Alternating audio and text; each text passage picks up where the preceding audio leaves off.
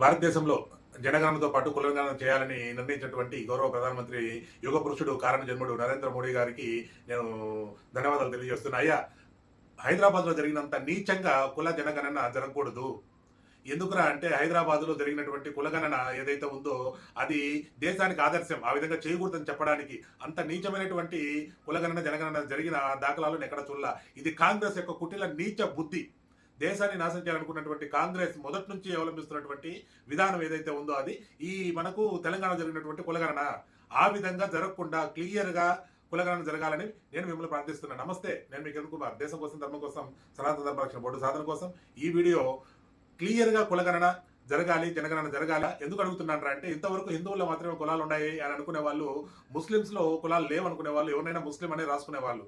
అలాగే క్రిస్టియన్స్ అయితే ఇప్పుడు మన హైదరాబాద్లో చెప్పినట్టు గౌరవ ముఖ్యమంత్రి వర్యులు మన రేవంత్ రెడ్డి గారు అన్నట్టు హైదరాబాద్లో క్రిస్టియన్సే లేదని చెప్పి ఇచ్చాడు. ఇట్లాంటి నీచ నికృష్టమైనటువంటి కులగణన జరగకుండా క్లియర్ కట్గా ఉన్న ఎన్ని మతాలు ఉన్నాయో హిందూ, ముస్లిం, క్రిస్టియన్, బౌద్ధ, సిక్కు, జైను ఇంకా ఏమన్నా ఉంటే వాటిని కూడా క్లియర్గా రాయాలి.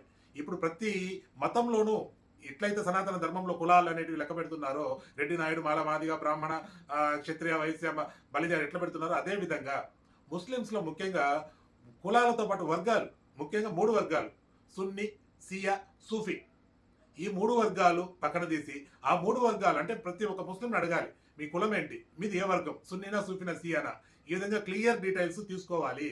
ఇంకా అదే విధంగా ఎత్తుకుంటే మన క్రిస్టియానిటీలోకి వస్తే వాళ్ళు ఏమిరా అంటే మేము క్రిస్టియన్స్, మాకు ఒకటే దేవుడు, పాపుల్ని క్షమించబడును అని అంటారు. అయ్యా, నేను కోరేది ఏమరా అంటే క్రిస్టియన్స్ కూడా వాళ్ళు క్రిస్టియన్ అని అంటే ఏ చర్చ్, క్యాథలిక్కా, లూథరన్నా, పెంటకోస్తా, తాబేలా, ఇట్లా వాళ్ళకి చర్చిలో దేవుడు ఒకడే, చర్చిలో రకాలు ఉంటాయి. వీళ్ళు కేవలం దేవుడిని పూజించాలి, కానీ దేవుడితో పాటు వీళ్ళు వాళ్ళ తండ్రి గారు అంటే యేసుక్రీస్తుతో పాటు యెహోవాను పూజిస్తారు, దాంతోపాటు తల్లి మేరీ మాత్రం కూడా పూజిస్తారు. కాబట్టి అది కూడా క్లియర్గా రాసుకోవాలి మీరు. ఎందుకంటే ఒక్కొక్క దేశం, ఏ దేశం అయితే క్రిస్టియానిటీని పెంచడానికి డొనేషన్లు ఇస్తాదో ఆ దేశంలో వాడు చెప్పినటువంటి క్రిస్టియన్ సంబంధించినటువంటి వాడు ఇచ్చినటువంటి పేరు పెట్టుకుంటారు, లూథరన్ ఇట్లా అని. ఆ విధంగా క్రిస్టియన్ అంటే అతను ఏ చర్చికి వెళ్తాడు, క్యాథలిక్, లూథరన్, పెంతుకొస్తా, ఇట్లా ఉంటాయి. క్లియర్గా అది కూడా రాయండి. దయచేసి నా వీడియోని లైక్ చేయండి, షేర్ చేయండి. ఇది ఎవరిని కించపరిచేది కాదు. లైక్ చేసి షేర్ చేయడానికి కూడా చాలా మంది హిందువులు భయపడుతున్నారు, సిగ్గేస్తుంది అది చెప్పుకోవడానికి కూడా.